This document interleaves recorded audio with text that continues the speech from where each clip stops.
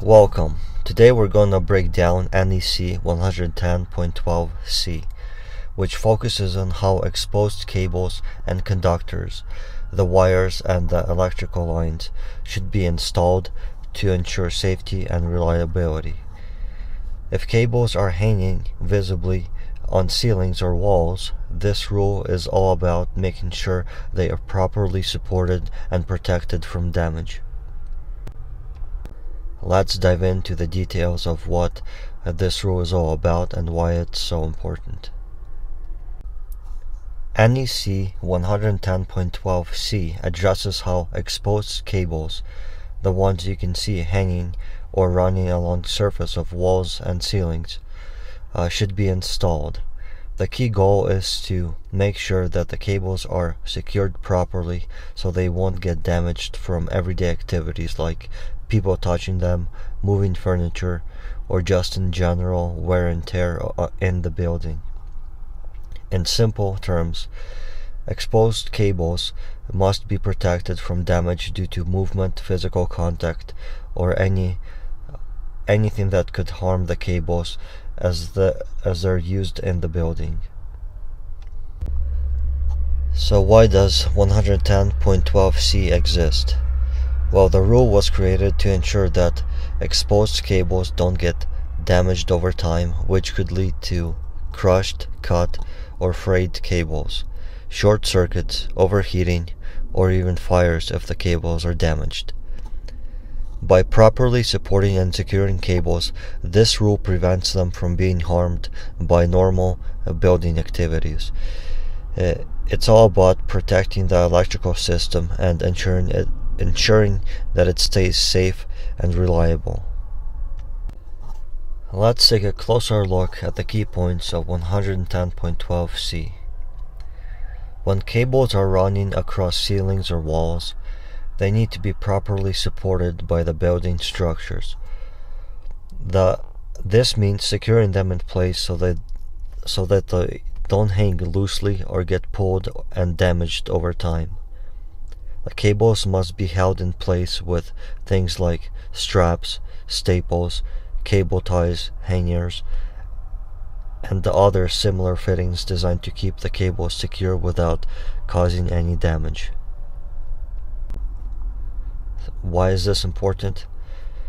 Cables can get damaged if they are not supported properly. For example, if cable hangs loosely, it could get caught on something, break, or cause electrical problems including fire risks.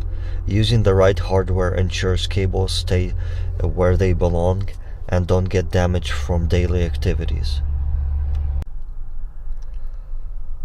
Special consideration for plenums or air spaces.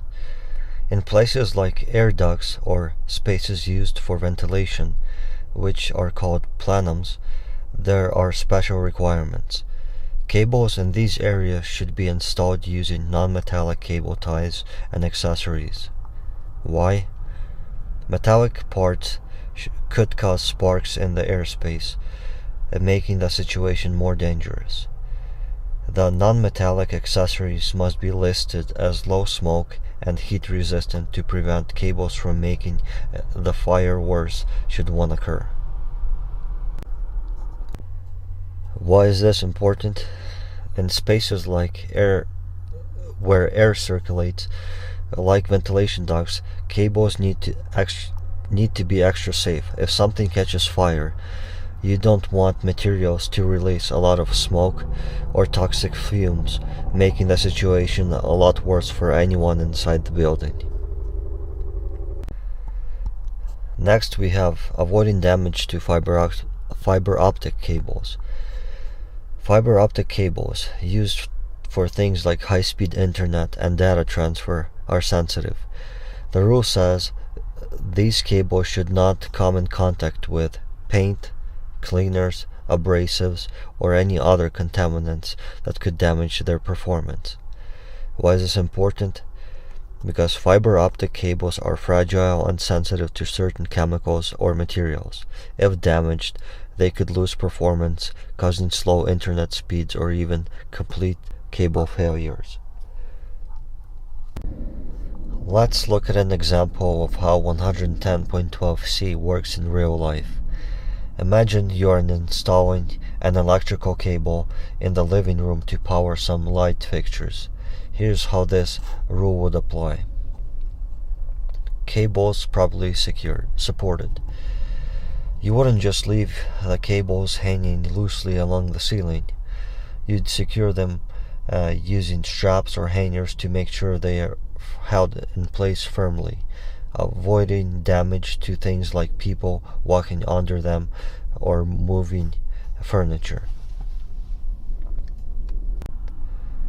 Running cables through an airspace. If you need to run the cables through a ventilation duct or air plenum, you would use non-metallic cable ties that are specifically rated for low smoke and heat resistant. This ensures that if there's a fire, the cables don't release harmful smoke or chemicals. Next, we have protecting fiber optic cables. If you're installing fiber optic cables, you would avoid spilled paint, on using cleaners or any chemicals around the cables, since these could damage them and affect their performance. By following 110.12c, your cables will be safe, well supported, and protected from damage, so they will continue to function safely and effectively. In simple terms, 110.12c ensures that exposed electrical cables are properly supported, not left hanging loose with materials that won't damage them. For air ducts and ventilation spaces, non-metallic ties must be used to prevent fire or smoke risks. Fiber optic cables need to be protected from paint, cleaners, abrasives that could harm them. This rule is all about keeping the electrical cable safe, secure, and protected, preventing hazards, and ensuring everything works as it should. So there you have it. 110.12c is an important rule that makes sure that exposed cables are installed safely, securely, and in a way that protects them from damage. By following this rule, you are helping ensure that electrical systems stay safe, reliable, and long-lasting.